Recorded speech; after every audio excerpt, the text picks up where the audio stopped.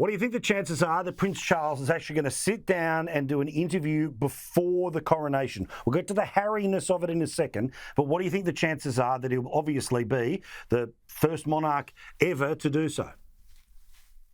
I think it's a very big decision for him to make if he does do it. And there's talk about Jonathan Dimbleby. Obviously, they've got previous. They have spoken before. They have a good connection.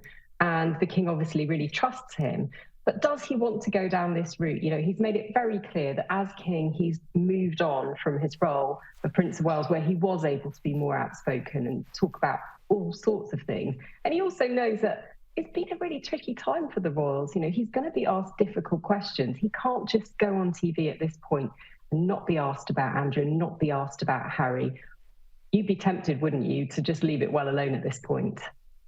Well, considering that obviously, I mean, I was in London at the time, and I don't think he could have handled the transition to becoming king any better. I think a lot of us had a bit of an odd feeling about, will he be able to step up? I get it that his entire life was an apprenticeship, but he didn't put a foot wrong in all of that, and he hasn't really put a foot wrong since. And I know that there's a lot of questions there, but I'm not entirely sure that he wants to get, rather than the black and white of, is he doing an okay job as king? Is he doing his best to move the country into a new phase? It would seem like he's going to introduce, some unnecessary curliness to this. I think you're absolutely right. I think, you know, he can emulate his mother, who famously never gave any interviews and just got on with the job. And that's what he's done so far. And it has really impressed people, as you said. And some people have been taken by surprise. You know, when he spoke, particularly when he made his first public address, he really touched people. And I think that he can have that impact again by doing another public address if he does have things he wants to say. I don't think he needs to go down this route, because there's also a danger that it could be seen as some kind of tit-for-tat situation, given the other very public TV interviews that have happened in recent months.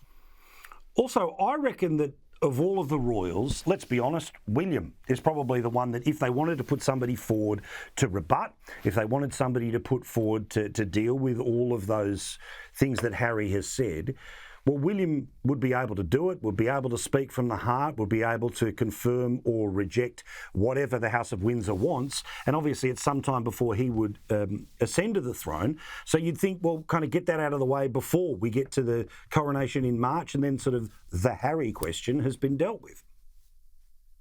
Yeah, look, I don't think there's even any particular need for anyone to come out and rebut things at the moment. I think that the approach they've taken so far is the right one. There is a danger with this situation that someone will always have to have the last word. And the more that you give this oxygen, the more it's going to continue. You know, I think the dust will settle. People can make up their own minds. And the key thing the king needs to get on with now is focusing on his coronation. As you say, they don't want to rock the boat further at this stage. And I think William is absolutely just going to be there to support his dad at this point and make sure that nothing goes wrong.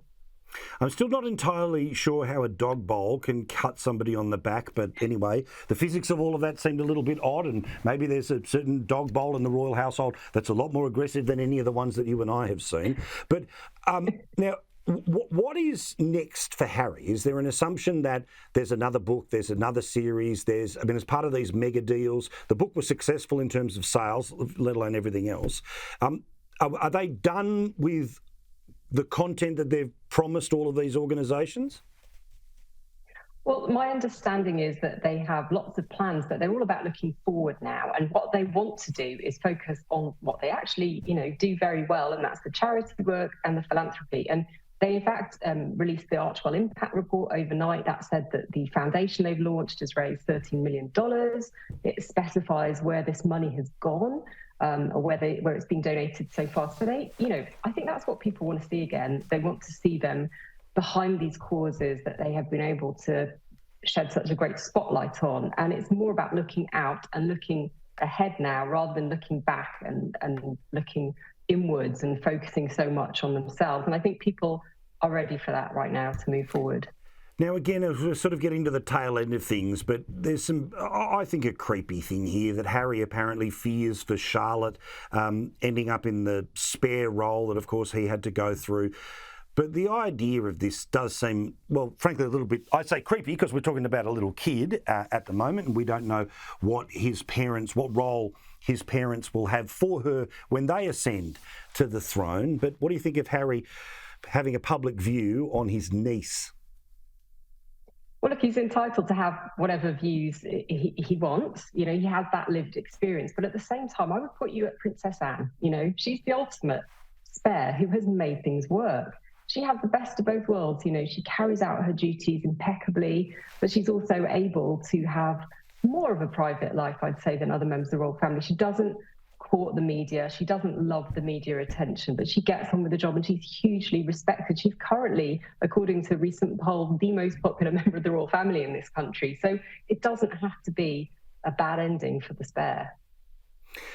I certainly noticed that again in and around the funeral, that the dynamics of a normal family, regardless of how regal or how many people are watching, but there's always that one member of the family that takes on a different role, say for a sick parent. And the fact that Anne was by her side all the way through, was at Balmoral, obviously accompanying her casket all the way through, I thought was a lovely reminder of the quality of this person, but also some of the basic humanity that works inside any family, even one as closely paid attention to as this. And then, of course, there's brothers who either fight over dog bowls, or in this case, one is the king, one will never be. One has got one heck of a lot of, scandal around him, and King Charles has told Andrew that he's not allowed to stay in Buckingham Palace anymore. Yeah, look, I think, since he stepped back from royal duties, he's no longer a working member of the royal family. It absolutely makes sense that he no longer has an office there. Why would he need it at this point? And he has this 31-room Royal Lodge to, expand, to do everything he wants within. And he has that as a grace and favour property. He doesn't need the apartment in Buckingham Palace. And I think it sends out a clear symbolism as well, that this isn't, how we operate anymore. These things are over. The king's moving in. He's making changes. Aside from everything else, obviously the palace is still undergoing major renovation works. It's going to be ongoing for another 5 years, and not many people are working inside it at all at the moment.